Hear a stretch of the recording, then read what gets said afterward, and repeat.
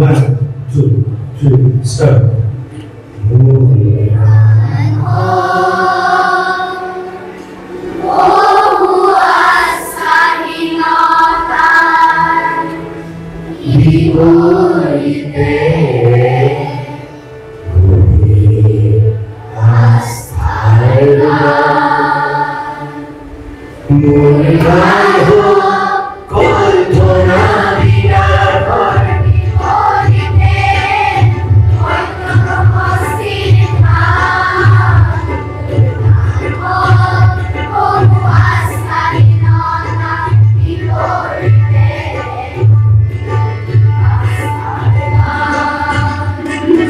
Bharat Ratna Sudhakantha doctor Bhupen হাজৰিকাৰ জন্ম শতবাৰ্ষিকী উপলক্ষত মৰাণত এক ভূপেন্দ্ৰ সংগীত কৰ্মশালা অনুষ্ঠিত হৈছে। ভূপেন হাজৰিকা সাংস্কৃতিক ন্যাসৰ উদ্যোগত আৰু গ্ৰামোফোন ৰেকৰ্ড সংগ্ৰহালয় আৰু গৱেষণা প্ৰতিষ্ঠান মৰাণৰ সহযোগত মৰাণত আয়োজন কৰা এই ভূপেন্দ্ৰ সংগীত কৰ্মশালাত মনিকা হাজৰিকা বাইদেৱে অংশগ্ৰহণ কৰিছে। আমি অসমৰ প্ৰান্তে প্ৰান্তে নিশ্চিতভাৱে জন্ম শতবৰ্ষ উলহ মালহেৰে আয়োজিত হ'ব, কিন্তু আমি দেখিছোঁ আপোনালোকে ভূপেনদাৰ যিটো সাংস্কৃতিক ন্যাসৰ উদ্যোগত আপোনালোকে অসমৰ প্ৰান্তে প্ৰান্তে হয়তো ভূপেন্দ্ৰ সংগীত কৰ্মশালা আয়োজন কৰিছে। কেতিয়াৰ পৰা আৰম্ভ কৰিছিলে বাইদেউ? আমি আৰম্ভ কৰিছোঁ 2 তাৰিখৰ পৰা। 2 তাৰিখৰ পৰা প্ৰথম আৰম্ভ কৰিছিলোঁ লখিমপুৰত, তাৰপিছতে আমি কৰিলোঁ ধেমাজি, ধেমাজিৰ পৰা আমি গ'লোঁ ডিব্ৰুগড়, তাৰপিছত তিনিচুকীয়া, তাৰপিছত শদিয়াৰ পিছত এতিয়া আমি মৰাণহাটত কৰি আছোঁ। আৰু আছে অহাকালিৰ পৰা যোৰহাটত এটা দল যাব, কাৰণ অহাকালি ইয়াতো আছে এটা প্ৰশান্ত ৰাজখোৱা যাব, তাত আৰম্ভ কৰিব। তাৰপিছত তাতো হ'ব 3 দিন, আকৌ দেৰগাঁৱতো আছে। এতিয়া গ্ৰীষ্মকালীন যিটো হেৰি সেইটো আমি উজনি অসমত কৰিছোঁ। আমাৰ সম্পাদিকা মঞ্জুলা হাজৰিকাৰ এইটো পৰিকল্পনা আছিলে যে বছৰজোৰা আমি যি কাৰ্য আৰম্ভ কৰিম ন্যাসৰ ফালৰ পৰা, তাৰে এইটো আৰম্ভণি হ'ব যে আমি অসম জুৰি ভূপেনদাৰ গানৰ কৰ্মশালা কৰিম।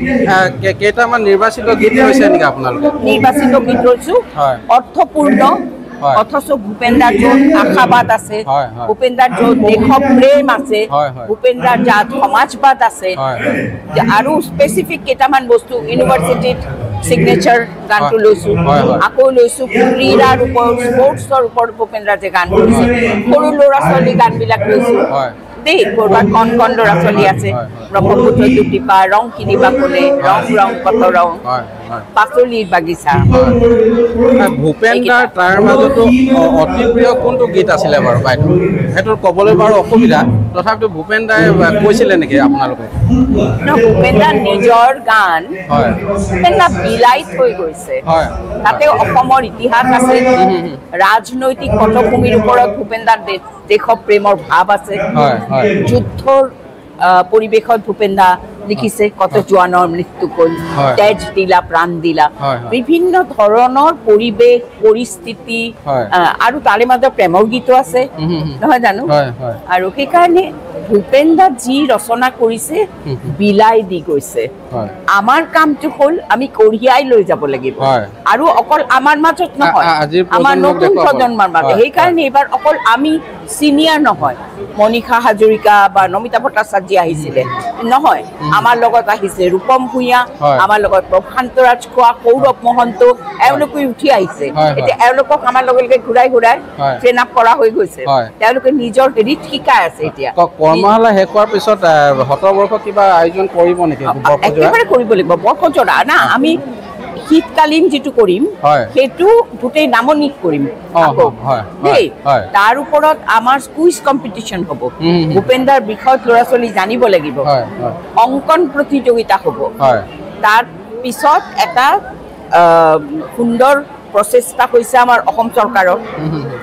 অসম চৰকাৰে 8 ছেপ্টেম্বৰটোত আমাৰ প্ৰধানমন্ত্ৰীক দেশৰ আনিব, আনি পেলাই তেখেতক হতুৱাই এই আমাৰ মোহনবাৰী যিটো আমাৰ এয়াৰপোৰ্ট বিমানবন্দৰ এইটো ভূপেন্দাৰ নামত বিমানবন্দৰটো উৎসৰ্গ কৰিব এতিয়া সেইটো কাৰণে তেখেত আহিব এটা কয়েনো আমাক হেৰি কৰিব উন্মোচন হ'ব আৰু এখন কিতাপ যিটো আমাৰ উন্দাতা শৰ্মা পূজাৰী বাইদেৱে লিখিছে উন্দাতা শৰ্মা পূজাৰীৰ কিতাপখন 23টা ভাষাত অনুবাদ হ'ব এইটো চাগে তেখেতে নগৈ কৰিব কিন্তু আমাৰ ন্যাসৰ যিটো হেৰি হ'ব অনুষ্ঠান সেইটো আমি অৰুণাচলৰ গভৰ্ণমেণ্টৰ লগত আপুনি ন্যাসৰ কি দায়িত্বত আছে মই উপসভাপতি হৈ আছো মঞ্জুলা হাজৰিকা সম্পাদিকা হৈ আছে আৰু আমাৰ সদস্যসকল আছে আমাৰ সম্পাদক মঙ্গল সিং হাজোৱাৰী ছাৰ তেখেত পদ্মশ্ৰী তেখেত কোকাঝাৰত থাকে কিন্তু আমাৰ বিভিন্নজন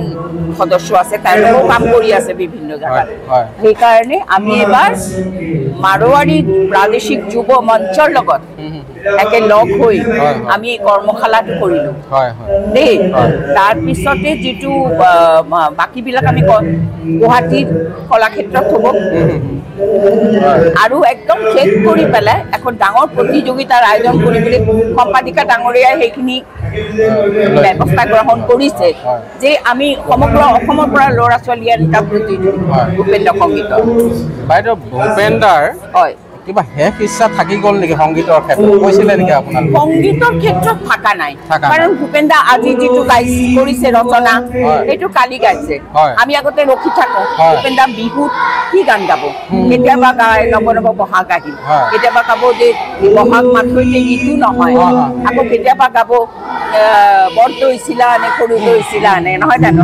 গাবলগীয়া নাই বিহুটি বছৰি আহিবা প্ৰত্যেকটো বিহুত বিহু নতুন নতুন উপহাৰ দিছে ভূপেন্দা আমাক নহয় সেইখিনি চৰ্চা কৰিব লাগে এতিয়া আচ্ছা এইটো তেনেকুৱা নহয় কিন্তু ভূপেন্দাৰ সেই সময়ত শদিয়া যাবলৈ খুব ইচ্ছা কৰিছিলে শেষৰ সময়ত খুব অসুস্থ তেতিয়া আমি লৈ যাব নোৱাৰিলোঁ কিন্তু সেইকাৰণে আমি প্ৰথম বছৰ যিটো জন্মদিন সেইটো আমি আমাৰ ন্যাসৰ ফালৰ পৰা শদিয়াত খুব ভাল কথা তাৰপিছত লখিমপুৰ বিভিন্ন বাংলাদেশ কলকাতা মুম্বাই চবতে আমি ভূপেন্দাৰ জন্মদিন কৰিছোঁ ভূপেন্দাৰ যিটো সমন্বয়ৰ বাৰ্তা সেইটো আমি বিলাইছোঁ সমন্বয় বঁটা দিছোঁ প্ৰত্যেক ঠাইত ভূপেন্দাৰ প্ৰিয় মানুহক আমাৰ বঁটা দিয়া হৈছে খুব ভাল লাগিল বাইদেউ আমাক এইকণ সময় দিয়াৰ বাবে আপোনালোকলৈ শুভেচ্ছা থাকিল ভূপেন্দাক আমি আগুৱাই নিব লাগিব আজিৰ প্ৰজন্মই অগ্ৰজসকলে নতুন প্ৰজন্মক বাট দেখুৱাব লাগিব গতিকে সমগ্ৰ অসমবাসীৰ কৰণীয় আছে ভাৰতবাসীৰো নিশ্চয় কৰণীয় আছে বিশ্বৰ দৰবাৰলৈ নিবলৈ হ'লে গতিকে আমি আশা কৰিম ভূপেন্দাৰ জন্ম শতবৰ্ষ অহা 8 ছেপ্টেম্বৰত স্পৰ্শ কৰিব সেই দিনটোৰ পৰাই গোটেই বৰ্ষজোৰা কাৰ্যসূচী অসমৰ প্ৰান্তে প্ৰান্তে 8 ছেপ্টেম্বৰ লৈকে ধন্যবাদ সূৰ্যত উত্তাপ বিচাৰি আমাৰ যাত্ৰা চন্দ্ৰৰ পোহৰৰ দৰে আমি দিম স্বচ্ছ বাৰ্তা আপোনাৰ মঞ্চ আপোনাৰ কণ্ঠ চানমুখ